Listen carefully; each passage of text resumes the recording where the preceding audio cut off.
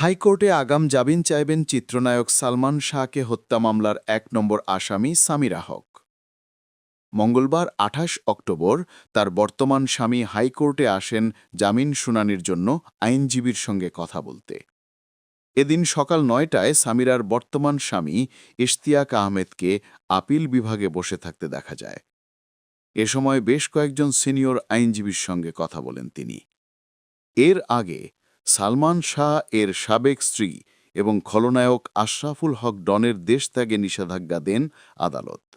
সোমবার ২৭ অক্টোবর মামলার তদন্তকারী কর্মকর্তার আবেদনের পরিপ্রেক্ষিতে ঢাকার মেট্রোপলিটন ম্যাজিস্ট্রেট সাইফুজ্জামান এ আদেশ দেন।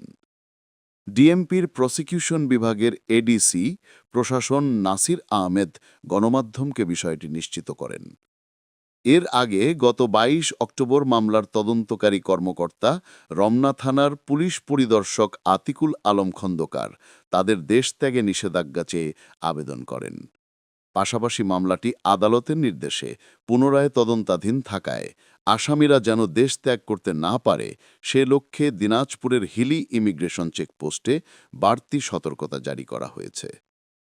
গত ২০ অক্টোবর সালমান শাহর অপমৃত্যু মামলাকে হত্যা মামলায় রূপান্তরের নির্দেশ দেন আদালত। মহানগর দায়রা জজ আদালতের দেয়া নির্দেশের ২৪ ঘণ্টা না পেরোতেই রমনা থানায় একটি হত্যা মামলা দায়ের করেন সালমান শাহর মামা আলমগীর কুমকুম। এরপরই নড়েচড়ে বসে পুলিশ। শুরু হয় তদন্ত।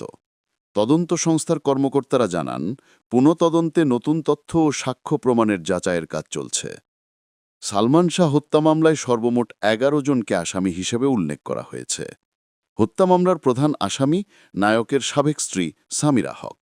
অন্য ১০ আসামিরা হলেন প্রযোজক আজিজ মোহাম্মদ ভাই, খলনায়ক Don, Latifa Haque Lucy, David, Javed, Faruk, Mayfair beauty সেন্টারের রুবি, আব্দুস সত্তার, সাজু ও রেজভি আহমেদ ফরাহাদ।